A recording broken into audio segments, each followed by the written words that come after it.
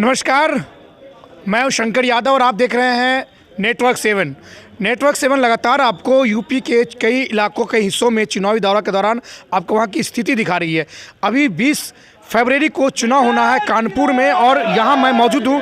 यह किदवई नगर का जो विधानसभा क्षेत्र है, ये वो ब्लॉक इलाका, और यहाँ पर अभी जो नुक्कड़ सभा होने वाली है वो महेश त्रिवेदी जो यहाँ से स्थानीय विधायक हैं, उनका जनसभा होने वाला है। यहाँ पर नुक्कड़ सभा होने वाला, यहाँ देखते तैयारियाँ लगभग हो चुकी है और उनके जो समर्थक हैं वो यहाँ पहुँच चुके हैं सारे। तो हम जानेंगे लोगों से कि आखिर महेश त्रिवेदी इस बार कितने बहुमत से जीतेंगे और क्या क्या उन्होंने काम किया है। सेवा जी, सबसे पहले आप लोगों का सभी का स्वागत है और आप ये बताइए, ये सुबह का समय है और महज चंद दिन बचे हुए हैं। 18 तारीख के बाद जो चुनाव प्रचार प्रसार बंद हो जाएंगे, तो क्या क्या तैयारी हुई है अब तक? देखो, पहले तो हम आपको बता दें, अब की बार 1 लाख पार, इसमें कोई संशय नहीं है। 1 लाख वोटों से हम चुनाव जीतेंगे, इसमें कोई दायर नहीं है। 15 साल के जो कार्यकाल उनके हैं, जो कुकर्म उन्होंने किए हैं, और बनाम 3 साल, 2 साल कोरोना में चला गया, बनाम 3 साल के कार्यकालों में जनता समझ चुकी है और जनता समझदार है। जनता हम लोगों को वोट देने का मन बनाए बैठी है। जनता मोदी, योगी को, महेश त्रिवेदी को वोट देने के लिए तैयार है। जगहपुर के चुनाव प्रचार के दौरान जो है प्रियंका गांधी पहुंची थी, काफी भीड़ भी दिख रहा था, क्या लग रहा है? सारी भीड़ दादा नगर से लाई हुई, 100 वोटर नहीं थे उसमें, सारी भीड़ दादा नगर से लाई हुए लोग थे, जो दारू के दम पे खरीदे हुए लोग थे। भीड़ 200-300 रुपए वाली किराए वाली दादा नगर की थी। जन्म कार्यकर्ता कोई नहीं था उनका, कांग्रेस का। मतदान में नहीं बदलेगा। जबकि प्रियंका गांधी की जो भीड़ थी वो वोटर भीड़ नहीं थी। सब पैसा दे के लाई हुई भीड़ इकट्ठा की गई थी। 200 रुपए में महिलाएं थी, औरतें थी, समझे। और तो महेश त्रिवेदी के जनसभा, यहाँ पर नुक्कड़ सभा होने वाली है। महेश त्रिवेदी में ऐसे कौन कौन सी खूबियाँ हैं जो 5 साल जो पिछले बार उन्होंने जो अपना विधानसभा कार्यकाल पूरा किया, आपको क्या लग रहा है कि फिर कौन सी चीज़ें उनको जीत लाएगी? महेश त्रिवेदी ने अभी तक कोई ना पाप किया है, ना कोई भ्रष्टाचार किया है, ना किसी की ज़मीन पे कब्जा किया है, और किया है तो इन्होंने दिलों पे राज किया है। आज किदवई नगर की जनता उनको लाख वोटों से जिता करके विधानसभा पहुंचाएगी। क्या बात है, जय जय श्री राम। तो देखिए, लोगों का कहना है कि महेश त्रिवेदी जी ने दिलों पर राज किया है, तो दिलों पर राज किया है महेश त्रिवेदी जी ने, आपको लगता है? महेश त्रिवेदी ने एक काम तो ये किया है कि पूरे प्रदेश में ये नंबर 1 विधायक है जिन्होंने सबसे ज़्यादा असाध्य रोगियों की मदद की है। अकेले लगभग 3000 से ऊपर हैं। हर क्षेत्र में 2-4 आपको असाध्य रोगी मिलेंगे। 5 लाख से 10 लाख उन्होंने जो है उन्हें पैसा उपलब्ध कराया है सरकार की तरफ, तो उनकी जो मदद है की है। असाध्य रोगियों जिसका कोई नहीं पूछने वाला था, उसे महेश त्रिवेदी ने पूछा है। आपको क्या लगता है?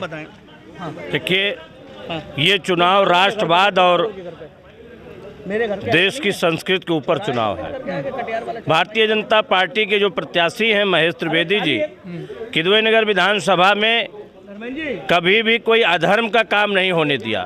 कोरोना काल में भी, इसके बाद भी जिस तरीके से उन्होंने गरीबों की सेवा की, और योगी जी ने जिस तरीके से गरीबों को 2 टाइम राशन की व्यवस्था करा रहे हैं, और कानपुर महानगर में 35,000 ई-कार्ड, श्रम कार्ड बने। उन श्रम कार्ड के माध्यम से जो लोग बेरोजगार कोरोना काल में हो गए, सबको 1-1 हज़ार रुपया हर माह उनके खाते में आ रहा है। रेहड़ी पगड़ी वालों की उन्होंने मदद की है। हर गरीब की सेवा के लिए तत्पर है। और विधायक जी जो हमारे हैं, हमें लगता है कभी किसी ज़मीनों पर कब्जा नहीं किए, और जिस तरीके से उन्होंने कोरोना काल में सबकी सेवा की है, सब बस्तियों में जा के लोगों से संपर्क किया, और जिस तरीके से आज इस कोरोना में पूरा विश्व परेशान है, लेकिन वैक्सीन के माध्यम से उत्तर प्रदेश जिस तरीके से लोगों को कोरोना से बचाया है, ये निश्चित रूप से बहुत ही चुनाव का एक बड़ा फंडा है। और इसमें महेश त्रिवेदी जी निश्चित रूप से बहुत ही बुरी तरीके से उसको अजय कपूर को हराएंगे। अच्छा, आप बताइए सेवा भाई, ये कहा जा रहा है समाजवादी पार्टी की तरफ से या कांग्रेस की तरफ से कि ध्रुवीकरण की राजनीति कर रही है भाजपा। ध्रुवीकरण की राजनीति नहीं करती है भाजपा का एक ही नारा, सबका साथ सबका विकास। सोच ईमानदार, काम दमदार की सोच के साथ हम लोग आगे बढ़ रहे हैं। और हम आपको बता दें, 15 साल के कार्यकाल में 15 साल के कार्यकाल में कोई भी सरकारी विद्यालय नहीं बनाया गया, क्योंकि उनके भाइयों द्वारा प्राइवेट विद्यालय संचालित किए जाते थे, पूर्व विधायक के भाइयों द्वारा, जिसमें मोटी मोटी फीस लगती थी। सरकारी विद्यालय में अगर बच्चे पढ़ेंगे तो आगे कैसे पढ़ेंगे, उनके फीस कैसे मिलेगी?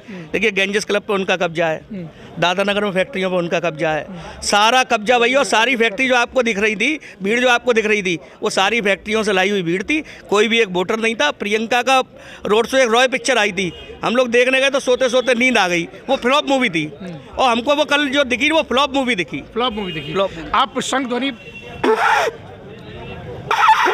अरे बजवा दो, कोई और से बजवा दो। नहीं, आप शंख ध्वनि बताइए, ये क्या, ये जो शंख ध्वनि है क्या जीत की जश्न की है? अरे भैया ये देखिए मेरी बात सुनिए, हिंदुत्व की जब भी आप किसी शुभ काम से निकलते हैं तो शंख बजाकर निकलते हैं। ये हम लोग शुभ काम से निकल रहे हैं, हम लोग राम के काम से निकल रहे हैं। जो राम के साथ है हम उसके साथ हैं। तो राम के साथ है, उनके साथ है।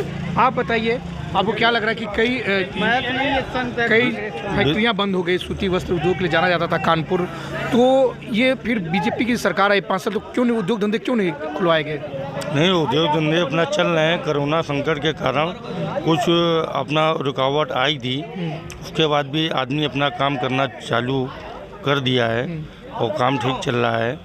और आप इसी मोहल्ले से हैं? इसी मोहल्ले के हैं। इस मोहल्ले में क्या लग रहा है कि कौन कौन से काम किए हैं? बहुत काम किया है उन्होंने, बहुत काम किया है। हमारा बीजेपी का एक ही एजेंडा है, सबको लेके साथ चलना, चाहे हिंदू हो चाहे मुस्लिम हो, कोई भी हो, मगर देश का जो विरोधी होगा उसको कड़ी सजा देने में भी हमारी सरकार सबसे आगे है। आप बताइए, आपको क्या लग रहा है कि बीजेपी इस बार बीजेपी की सरकार बन रही है? प्रचंड बहुमत से आ रही है। लेकिन कहा जाता है कि बीजेपी ध्रुवीकरण की राजनीति करती है हिंदू मुस्लिम के दंगे। नहीं, वो देश को सबको एक साथ लेके चलने की बात करती है। अच्छा, हाँ, देश को एकता की, देश की एकता की बात करती है। हाँ, एकता की बात करती है और राष्ट्र को मजबूत करती है। राष्ट्र मजबूत करती है। तो देखिए, इनका मानना है कि देश की हित की बात करती है और राष्ट्र हित की बात करती है। तो अभी कुछ ही समय बाद जो है यहाँ पर जो जनसभा जो है शुरू हो जाएगा और जनसभा में हम देखेंगे कि क्या क्या बातें रखती है, मुख्य बातें क्या क्या होती है। आपको क्या लग रहा है कि महेश त्रिवेदी ने कौन कौन से ऐसे काम किए? महेश त्रिवेदी जी ने 50 साल बस्तियों में जो पानी नहीं था, पानी का व्यवस्था की।